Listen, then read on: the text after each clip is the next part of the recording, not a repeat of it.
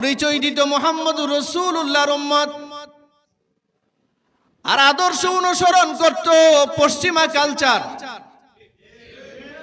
ইহুদি নাসারা বেঈমান কাফের খ্রিস্টানদের কালচার নিজের মধ্যে চর্চা করত, তার পরিবারের প্রত্যেকটা সদস্যকে এরকম বেঈমানদের কালচারের উপরেই এসে প্রতিষ্ঠিত করেছে।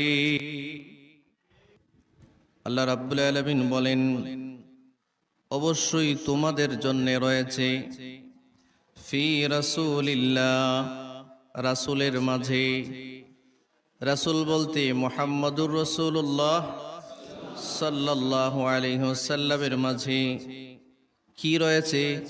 উসওয়াতুন হাসানা, উত্তম আদর্শ। উত্তম, এই কথাটা বলাটা যতটা সহজ, উত্তম আদর্শ নিজের মধ্যে লালন করা ততটা সহজ না। মোট কথা হলো, তোমাদের জন্য একজন আইডল নবী আমি পাঠিয়েছি, তার নাম কি? মুহাম্মদুর রাসূলুল্লাহ সাল্লাল্লাহু আলাইহি ওয়াসাল্লাম। তোমাদের জন্য একজন আইকন, তোমাদের জন্য আইডল, তোমাদের জন্য অনুসরণীয় ব্যক্তিত্ব, তোমাদের জন্য সর্বোচ্চ আদর্শ যার মধ্যে আমি নিহিত রেখেছি, এমন একজন ব্যক্তিত্বের নাম মুহাম্মদুর রাসূলুল্লাহ সাল্লাল্লাহু আলাইহি ওয়াসাল্লাম। রব্বুল আলামিন বলেন, লিমান কানা ইয়ারজুল্লাহ ওয়াল ইয়াউমাল আখির ওয়া যাকারাল্লাহা কাসীরা। যারা আশা রাখে, লিমান কানা ইয়ারজুল্লাহ, যারা আশা রাখে আল্লাহর উপর, ওয়াল ইয়াউমাল আখির, এবং পরকালে ভালো কিছু পাওয়ার আশা পোষণ করে, ওয়া যাকারাল্লাহা কাসীরা, এবং যারা অধিক জিকির করে আল্লাহর, এই তিন গুণের গুণী মানুষ কেবলমাত্র আল্লাহর নবীর উসওয়া থেকে উপকার লাভ করবে। নবীজির আদর্শ থেকে তারাই উপকার লাভ করবে। তিন শ্রেণীর মানুষ। এক নাম্বার, যারা আল্লাহর উপরে প্রবল ভরসা রাখে। দুই নম্বরে, যারা পরকালে ভালো কিছুর আশা করে, যে তার সাথে উত্তম আচরণ করা হবে, পরকালে তার সাথে উত্তম আচরণ করা হবে, এটা যারা আশা করে। তিন নম্বরে, যারা অধিক পরিমাণ আল্লাহর স্মরণ করে, আল্লাহর জিকির করে। এই তিন শ্রেণীর মানুষ নবীজির আদর্শ থেকে সবচেয়ে বেশি উপকৃত হবে। আপনারা কি মনে করেন নবীজির আদর্শ পৃথিবীর সব মানুষ মানে? হ্যাঁ, জোরে বলেন। কিন্তু আমাদের নবীর একটা কোয়ালিটি হলো, তিনি সুনির্দিষ্ট কোনো গোষ্ঠীর, কোনো দেশের, কোনো ভাষাভাষীর মানুষের নবী নন। তিনি সমগ্র জগতের নবী। তিনি রহমাতাল লিল আলামিন, সমগ্র জগতের রহমত। আল্লাহ তাআলা হচ্ছেন রব্বুল আলামিন, তিনি সমগ্র জগতের রব। আর আমাদের নবী হচ্ছেন সমস্ত জগতের রহমত। এটা মুসলিম হোক অমুসলিম হোক, সব মানুষের নবী মুহাম্মদুর রাসূলুল্লাহ সাল্লাল্লাহু আলাইহি ওয়াসাল্লাম। এই মুহূর্তে নবীজির উম্মত বর্তমানে দুই প্রকারের বাস করে দুনিয়ায়। এক প্রকার উম্মতের নাম হচ্ছে উম্মতে ইজাবা, আর এক প্রকারের উম্মতের নাম হচ্ছে উম্মতে দাওয়া। যেমন এক শ্রেণীর মানুষ কাফের, এক শ্রেণীর মানুষ মুমিন, এক শ্রেণীর মানুষ আল্লাহকে আল্লাহ হিসেবে জানে এবং আখিরি পয়গম্বর হিসেবে একজনকে জানে, তিনি হচ্ছেন মুহাম্মদুর রাসূলুল্লাহ সাল্লাল্লাহু আলাইহি ওয়াসাল্লাম। আরেক শ্রেণীর মানুষ হচ্ছে আল্লাহকে মানে কিন্তু আল্লাহর সাথে শরীক সাব্যস্ত করে, নবীও মানে, তবে আমাদের নবীকে শেষ নবী মানে না। আমাদের নবীর পরে আরো নবী আসে বলে আকীদা পোষণ করে। আপনারা বলেন, আমাদের রসুলের পরে আরো কোনো রসুল দুনিয়াতে আসবে বলে যদি কোনো ব্যক্তি আকীদা পোষণ করে, সে কি আর তখন ইমানদার থাকে? সে কি তখন মুমিন থাকে?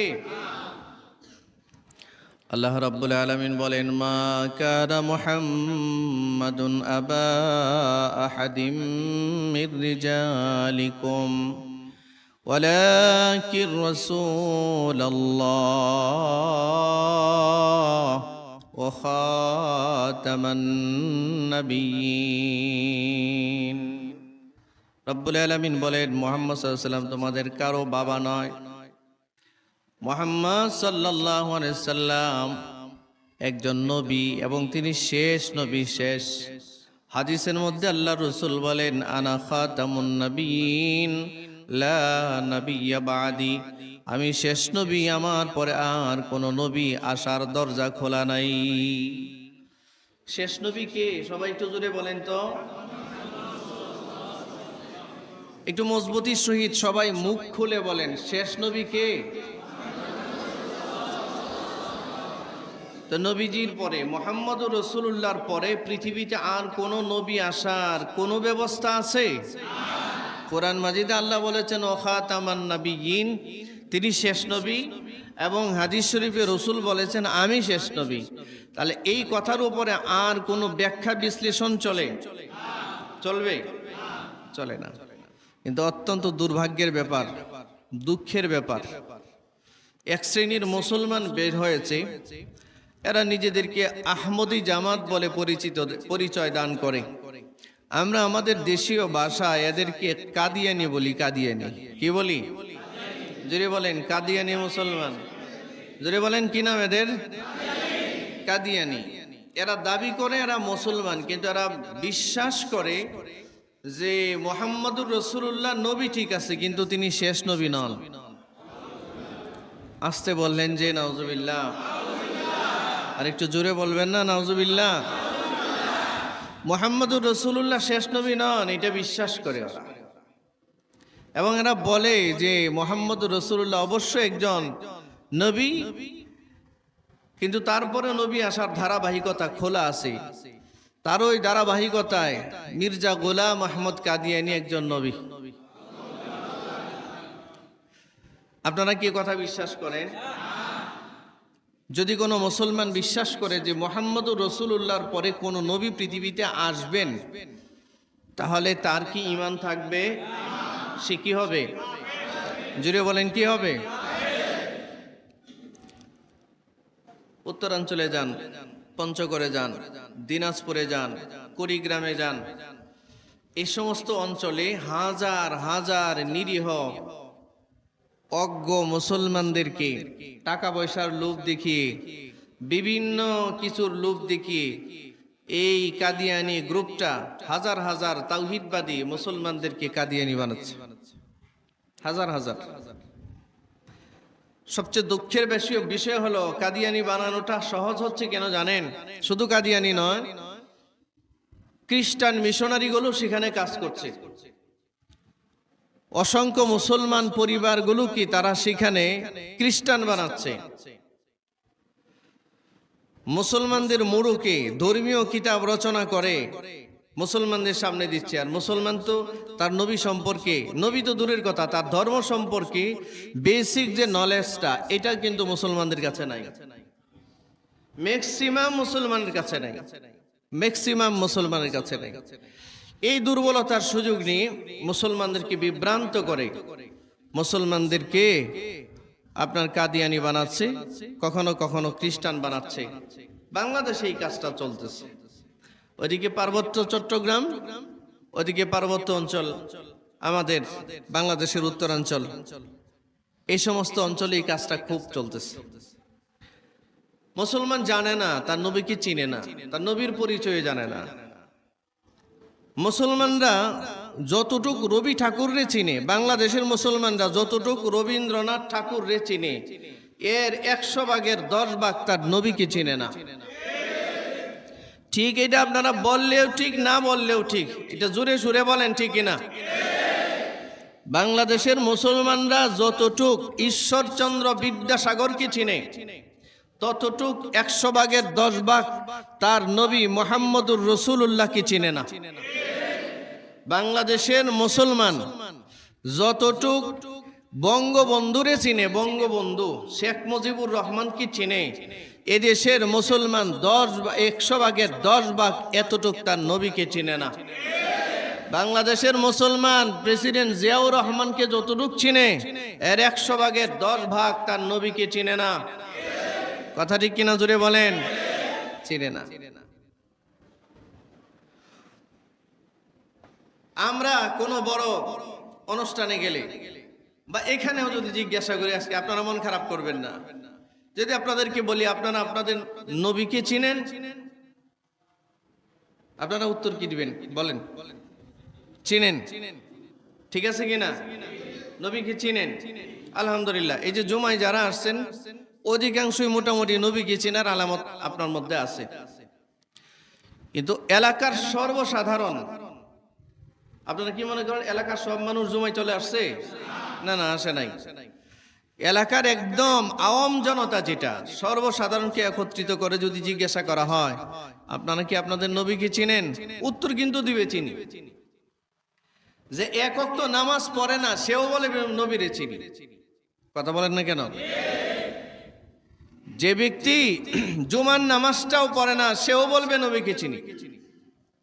কিন্তু তার ফুল বডির দিকে যদি আপনি নজর করেন, নবীকে চিনে বলে তার কোনো আলামত তার মধ্যে দৃশ্যমান নয়।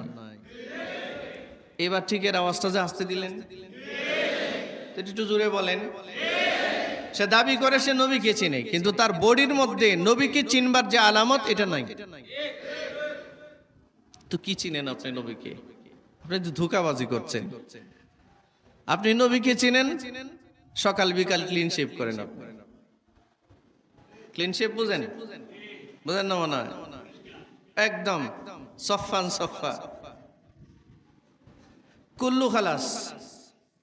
মানে সে দৈনিক 5 ওয়াক্ত নামাজ খুব খুশু খুশু সহিত পড়ে না, কিন্তু তার দাড়ি কাটাটা মজবুতির সহিত সে দাড়ি কাটবে, এটার জন্য যা যা ব্যবস্থাপনা করার দরকার সে সব করে। তার জিজ্ঞাসা করেন আপনি নবী চিনেন? নবী চিনি না মানে আপনার চেয়ে বেশি চিনি। হ্যাঁ, আছে না এরকম? কথা বলেন না কেন ভাই? আপনি নবী চিনেন? হ্যাঁ, চিনব না কেন? কিন্তু একটা সুন্নত নবীর তার মধ্যে নেই। বলেন এ ধোঁকাবাজ। জোরে বলেন। কষ্ট পাচ্ছেন আপনারা? রাগ করতেছেন? বলেন এ ধোঁকাবাজ। জোরে বলেন এ ধোঁকাবাজ, এ প্রতারক। এ যদি মারা যায় কিয়ামতের ময়দানে রাসূলুল্লাহর সামনে দাঁড়ানোর সাহস তার নাই। এজন্য হাদিসে আছে এক শ্রেণীর মানুষ রাসূলের সামনে যাবে প্রচন্ড তৃষ্ণার্ত অবস্থা। হাসরের মাঠে তো খুব তৃষ্ণা লাগবে মানুষের, সূর্য কাছে থাকবে তো মানুষ তৃষ্ণার কারণে তার জিহ্বা নাভি পর্যন্ত ঝুলবে। পানি পানি, এক ফোঁটা পানির জন্য। আর সেদিন রহমতের নবী হাউজে কাউসারের চারপাশে অসংখ্য অগণিত গ্লাস দিয়ে পানি ভর্তি করে রেখে দিবেন নবীজি, এবং সেখানে নিজের হাত দিয়ে কিছু ব্যক্তিকে নিজে পানি পান করাবেন। হাউজে কাউসার একবার পানি পান করাবেন তো আর হাসরের মাঠে তার পিপাসা লাগবে না। 50,000 বছর কান আমি কদারুহু 50 আলফা সানা, 50,000 বছর যাবত সম্পূর্ণ বিবস্ত্র অবস্থায়, উলঙ্গ অবস্থায়, বস্ত্রহীন অবস্থায় হাসরের মাঠে প্রত্যেকটা মানুষের দাঁড়িয়ে থাকতে হবে। কি নবী, কি উম্মত, কি নেতা, কি নেত্রী, কি স্বামী, কি স্ত্রী, কি সন্তান, কি বাবা, কি মা, প্রতিটা মানুষ উলঙ্গ। তাও একদিন আর 2 দিন নয়, 50,000 বছর। ইমাম রাজি রহমাতুল্লাহি আলাইহি লিখেছেন তাফসিরে কাবীরে, হাসরের মাঠের এক দিনের সমপরিমাণ পৃথিবীর 1000 বছরের সমান। সেই দিনের 50,000 বছর মানুষ বিবস্ত্র অবস্থায় দাঁড়িয়ে থাকবে। এটা হাসরের মাঠের বিভীষিকা। নবীজির সামনে যাবে, আমি আপনার উম্মত, আপনি আমার একটু পানি পান করাইয়া দেন হাউজে কাউসার।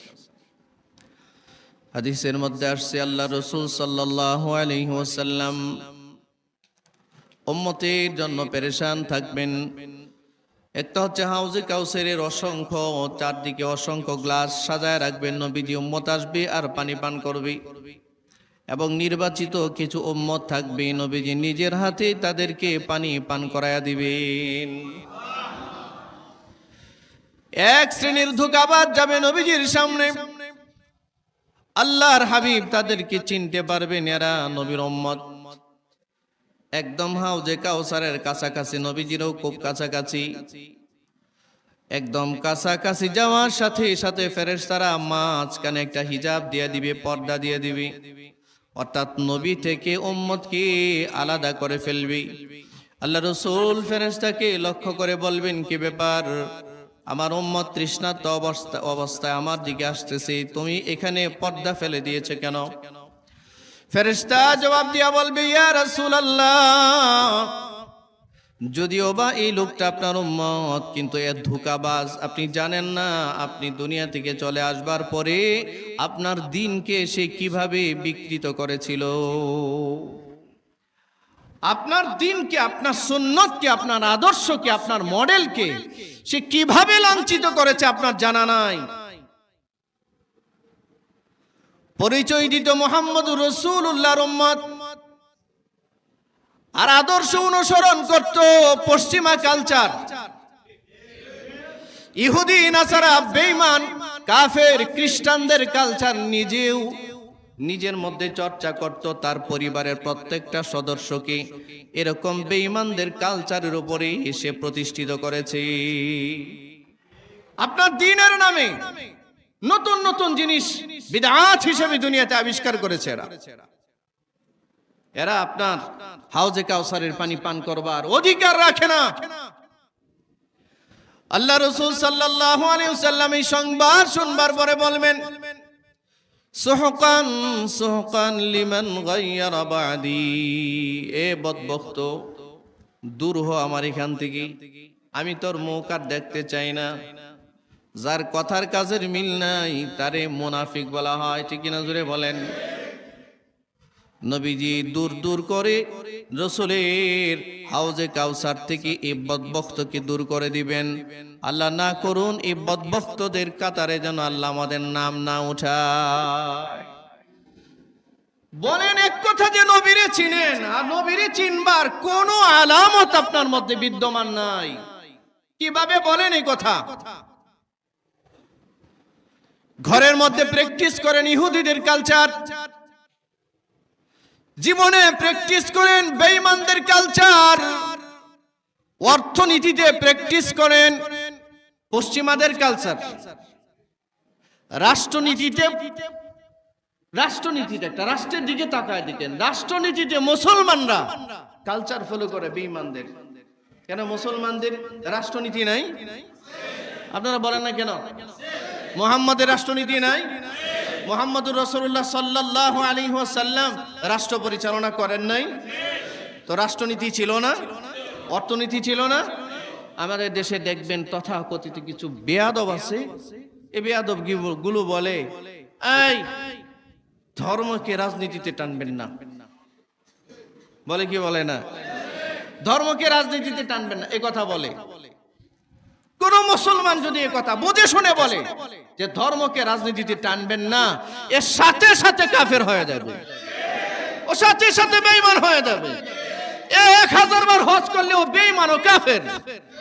ও আল্লাহর হুকুমের সাথে গাদ্দারি করেছে, নবীর সুন্নাহর সাথে গাদ্দারি করেছে, আল্লাহর রাসূলের খেলাফত ব্যবস্থার সাথে গাদ্দারি করেছে, ইসলামী শরিয়ার সাথে গাদ্দারি করেছে। এ আর মুসলমান থাকতে পারে না। যদি বা ওর নাম মুসলমান, ওর মা মুসলমান, ওর বাপ মুসলমান, ও প্রতি বছর হজ করে, নামের আগে আল হজ লাগায়, কিন্তু ও মূলত বেঈমানদের কালচার ফলো করবার কারণে ওর মুসলমানের কাতারে ওর আর নাম নাই।